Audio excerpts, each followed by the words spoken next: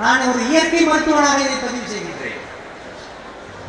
சமைச்சு சாப்பிடுறது கொள்கை ரீதியாக சித்தாந்தமாக இயற்கை மருத்துவத்திற்கு ஏற்புடையதாக இல்லை என்றாலும் இன்றைய காலகட்டத்தில் அரிசி திங்காத குடும்பமே கிடையாது. அந்த அரிசியை சாப்பிடணும்னு முடிவு பண்ணிட்டீங்கன்னா, அரிசி என்னத்துக்கு சாப்பிட்றீங்க? முதல் வியாதி பசியை விரட்டதானே. அதை விரட்டிட்டு கேன்சர் வாங்கிறதுக்கு பேர் புத்திசாலித்தனமா? இதுக்கு ஐஐடியில் படிக்கணுமா இல்லை IIMல படிக்கணுமா? தொழில்நுட்பம் என்பது புரிந்து கொள்வது, இயற்கையை அறிந்து கொள்வது, அதற்கேற்ப செயல்படுவது. ஒரு அரிசியில மேல இருக்கிறதுக்கு பேரு நார்ச்சத்து, ஃபைபர், டயட்ரி ஃபைபர் நண்பர்களே. அந்த டயட்ரி ஃபைபருக்கு உள்ள இருக்கிறதுக்கு பேரு தவிடு, பிரான்னு சொல்லுவாங்க. அந்த பிரான் தவிட்டில் இருக்கிற எண்ணெய்க்கு பேரு வரைசனா. இதயத்தில் இருக்கிற கொழுப்பை கரைக்கக்கூடிய வல்லமை உள்ளது. அதை தானே சார் நாங்கள் வெளியில் தனியாக அந்த தவிட்டு எண்ணெய் வாங்கி சாப்பிட்றோம். நண்பர்கள் உடனே சொல்லுவாங்க, அந்த தவிட்டு எண்ணெய் தானே நாங்கள் வாங்கி வடை சுட்டி சாப்பிட்றோம், அப்பளம் பொறுத்து சாப்பிட்றோம். உடம்பையும் உயிரையும், எனக்கும் உங்களுக்கும் சேர்த்து சொல்கிறேன், உடம்பையும் உயிரையும் தனியாக பிடிச்சா ரெண்டும் விளங்காது. என் உடம்புலையும் உங்கள் உடம்புலையும் இருக்கிற உயிரையும் உடம்பையும் தனியாக எடுத்தா உடம்பும் விளங்காது, உயிரும் விளங்காது. அரிசியில் இருக்கிற அந்த எண்ணெயை தனியாக பிரித்து விற்றா அந்த எண்ணெயாலையும் பலன் இல்லை, தீட்டிய அரிசியாலையும் பலன் இல்லை. ஏன் இது தெரியல? அவள்னு சொன்னால் உடனே குசேலரை சொல்கிறது அல்லது ஆயுத பூஜையை சொல்கிறது. அவள் சாப்பிட்டீங்களா? ஆயுத பூஜைக்கு சாப்பிடுங்க. ஆயுத பூஜைக்கு அடுத்த நாள் மட்டும்தான் நீங்கள் ஆரோக்கியமாக இருப்பீங்க. மற்ற 364 நாள் ஆரோக்கியம் இருக்காது. ஏன்? அதில் தவிட்டு எண்ணெய் இருக்கு, அதுக்குள்ள என்ன இருக்கு? அமினோ ஆசிட்னு சொல்லக்கூடிய புரதச்சத்து இருக்கு நண்பர்களே. உயிர் காக்கும், உடல் காக்கும், உடலை ரிப்பேர் பண்ணக்கூடிய புரதச்சத்து இருக்கு. அதோட சேர்த்து நிறைய வைட்டமின்ஸ், ஊட்டச்சத்து இருக்கு, தாது உப்புக்கள் இருக்கு, நிறைய மினரல் சால்ட்னு சொல்றோம் இல்லையா, நிரம்ப இருக்கு. இது எல்லா அடுக்குக்கும் உள்ள பார்த்தீங்கன்னா வெள்ளையா மல்லிகைப்பூ மாதிரி ஒரு அரிசி இருக்கு. தொழில்நுட்பம் வந்துருச்சு, மாடர்ன் ரைஸ் மில். அதில் பிடிச்சி தீட்டி அப்படியே மல்லிகைப்பூ மாதிரி அரிசியை சாப்பிட்டா வெந்ததை தின்று விதி சாகாமல் வெந்ததைக்கு போவது.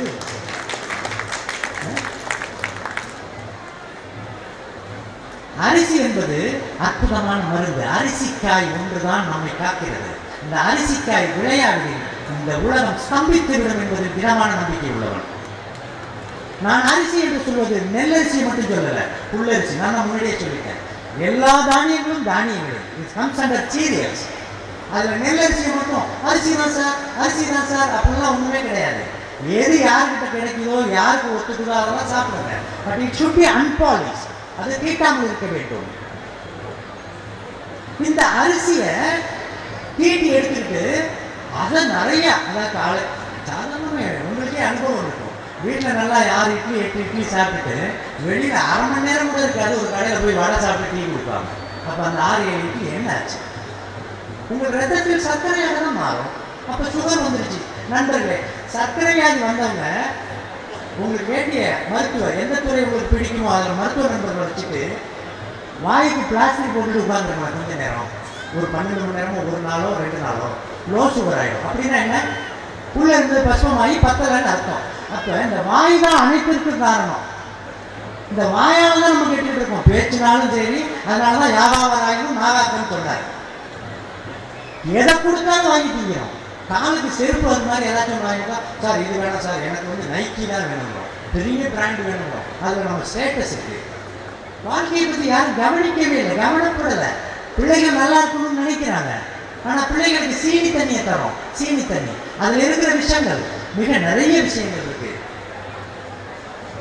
இந்த ரசாயனம் உங்கள் உடலை எப்படி சரி பண்ணும்? அது தீட்டாமல் இருக்கணும். அதாவது ஒரு பதிவு இருக்கு, கொடிய ராஜநாகம் நல்ல பாம்பு கடிச்ச விஷம் கூட சிறிது சிறிது சிறிது எட்டிக்காய் பழக்கப்படுத்திய உடலுக்கு அந்த நஞ்சு வேலை செய்யாது. எட்டியை சிறிதளவு பழக்கிய ஒரு உடலுக்கு நாகப்பாம்பு நல்ல பாம்பின் விஷம் வேலை செய்யாது. அப்படின்னா இதில் என்ன விஞ்ஞானத்தை நம்ம புரிஞ்சுக்கிறோம்? நல்ல பாம்பு இயற்கையானது, நல்ல பாம்புடைய விஷம் இயற்கையானது. அந்த விஷத்தின் குறியீடு புரதச்சத்து, சுவையின் குறியீடு கசப்பு. இது எல்லாமே இயற்கை. இந்த இயற்கையான விஷயம், நீங்க இயற்கையான உணவை சாப்பிட்டுட்டு வந்தீங்கன்னா அந்த விஷயமே அந்த செயலிலிருந்து போயிடும். ஆனா நம்ம என்ன நினைக்கிறோம், இது ஒரு பெரிய புதிய விஷயம். படிக்கின்ற ஆர்வமுள்ள நண்பர்களாக இருந்தால் ஒரு புத்தகம், அந்த ஆங்கில புத்தகம் டெத் பை பிரிஸ்கிரிப்ஷன், படிக்கணும்னு நினைக்கிறவங்க அதை வாங்கி படிச்சு பாருங்க. டெத் பை பிரிஸ்கிரிப்ஷன், அமெரிக்காவில் இருக்கக்கூடிய பெரிய ஆங்கில ஐரோப்பிய மருத்துவர் டாக்டர் ரே எழுதினார். அதில் அவர் சொல்லுவார், பேராசிட்டமால் இருக்கிற ஜுரம் வந்தால் சாப்பிட்றோம் இல்லையா, பேராசிட்டமால் சாதாரண மாத்திரை, எல்லார் வீட்லையும் ஜெம் சட்டை மாதிரி வச்சுருப்போம். இந்த பேராசிட்டமால் மாத்திரையை ஒரு 14 மாத்திரை எடுத்து தண்ணியில் கரைச்சி ஒருத்தர் விருந்துக்கு அழைச்சி அந்த சோத்தில் தெளித்து கிளறி அவருக்கு சோத்து போட்டிங்கன்னா அந்த வாடையில் கூட அது தெரியாது, ஆனால் சாப்பிட்டு இறந்து போயிடுவார். நீங்கள் கொலை பண்ணதுக்கு எவிடன்ஸே கிடையாதுன்னு சொல்லுவார். அப்படிப்பட்ட ஒரு கொடிய மருந்தெல்லாம் நம்ம உயிர் காக்கும் மருந்தை நினைச்சுக்கிட்டு இருக்கோம். இதில் ஒரு பெரிய நெருக்கடி என்னன்னா, கொள்கை ரீதியான அரசு இந்த மாதிரியான விஷயங்களுக்கு பெரிய ஆதரவு இல்லை. ஜெகன்மாரி பிள்ளைகள் தான் இதை தூக்கி பிடிக்கிறாங்க. அதனால அவங்கள நம்ம பாதுகாத்து தான் வச்சுக்கணும். இதை விட்டுட்டீங்கன்னா இந்த விஷயமே தெரியாமல் போயிடும். உள்நோக்கம் இல்லாத ஒரு நிகழ்வு, பாக்கி எல்லாத்துக்கும் ஒரு உள்நோக்கம் இருக்கும். நமக்கு நாமே திட்டம்ங்கிறது ஜனனுக்கு தான் பொருந்தோம். அப்படி ஒரு நிகழ்வு இது. உணவு உடலை சிதைக்கின்ற பொழுது மருந்து அதை காக்கும் என்று நினைப்பதை முட்டாள்தனம். உணவால் கெட்டது உணவால் தான் செய்யப்பட வேண்டும். 80% ஆகுது நம்ம டைனிங் டேபிள்ல நம்ம டெய்லி சாப்பிட்றதுல 80% அரிசியின் பங்களிப்பு. அந்த அரிசி தப்பா போயிடுச்சுன்னா இவ்வளவு சாப்பிட்றோம், 4 இட்லி மதியானம் சோறு ராத்திரியும் சாப்பிட்றோம், இவ்வளவு சாப்பிட்டு வந்த நஞ்சு இத்தனோடு மாத்திரையில் சரியா போகணும்னு நினைக்கிறது, இதுக்கு என்ன புத்திசாலித்தனமா இல்லை? எதை மாற்ற வேண்டும்? நோய் நாடி, நோய் முதல் நாடின்னு சொல்றாங்க இல்லையா? எதனால் வந்ததுன்னு தெரியாம இதை எப்படி தீர்த்துக்கலாம் அப்படின்னு நினைக்கிறது எப்படி சரியாக இருக்க முடியும்? நண்பர்களே, இந்த அரிசியை பொறுத்த வரைக்கும் நீங்க தெரிந்து கொள்ள வேண்டிய விஷயங்கள் என்ன, நிறைய விஷயம் இருக்கு. இது ஒரு துவக்கம் தான், எல்லாம் தொடர்புல இருக்கிற நண்பர்கள் தான். அதனால நம்ம தொடர்ந்தும் இதை பகிர்ந்து கொள்ளலாம், பறைசாற்றலாம். இந்த அரிசியை பொறுத்த வரைக்கும் மேல இருக்கிற நார்ச்சத்துன்னு சொன்னேன் இல்லையா, அந்த சத்துக்கு பேர் என்னன்னா பி காம்ப்ளெக்ஸ். விட்டமின் B1 தயமின்னு சொல்லக்கூடிய தாய்ப்பால் இருக்கிற சத்தே அந்த பி காம்ப்ளெக்ஸ்ல இருக்கு. பி காம்ப்ளெக்ஸ் என்பது மேல இருக்கிற நார். நீங்க விற்கிற கடைகளில் இருக்கிற தீட்டாத அரிசியை வாங்கி தடவி பார்த்தீங்கன்னா சொர சொரன்னு இருக்கும். வளவளன்னு இருந்துச்சுன்னா பி காம்ப்ளெக்ஸ் அதுல இல்லை. சரி, பி காம்ப்ளெக்ஸ் இல்லாட்டிங்கன்னா அது என்ன பண்ண போகுது? உங்கள் வாய் வழியா உள்ள போன சாப்பாடை ஜீரணம் பண்ணுது இல்லையா, டைஜஷன். ஜீரணம் ஆனதுக்கு அப்புறம் அதுல சத்தம் உரியுது இல்லையா, அந்த 2 வேலை நடக்கணும்னா நம்ம உடம்புல பி காம்ப்ளெக்ஸ் அவசியம் வேணும். குறிப்பா அந்த உணவுல இணைந்து இருக்கணும். அதுதான் முழுமையான உணவு. பி காம்ப்ளெக்ஸ் தீட்டுன அரிசியில கிடையாது. அப்ப உள்ள போனவனே ஜீரணம் ஆகாது. ஏதோ ஒரு பசை மாதிரி இருக்கும், கொல கொலன்னு பசை மாதிரி இருக்கும். பசையிலேருந்து ஒரு நீர், கசிவு நீர் வரும். அந்த கசிவு நீர் உடம்புக்குள்ளேயே தங்கி கழிவு நீர் ஆகி உடம்புல ஒரு மொபைல் செப்டிக் டேங்க் ஆகிடும். A body is nothing but a mobile septic tank. ஆனால் நம்ம சென்ட் அடிச்சுக்குவோம், நல்ல ட்ரெஸ் போட்டுக்குவோம். ஒரு செப்டிக் டேங்க் ஆகிறதுக்காக நம்ம வீட்டில் செப்டிக் டேங்க் திறந்தோம்னா அப்படி நினைக்கிறோம். ஆனால் இந்த உடம்பையே செப்டிக் டேங்காக தூக்கிட்டே தெரியும். என்ன காரணம்?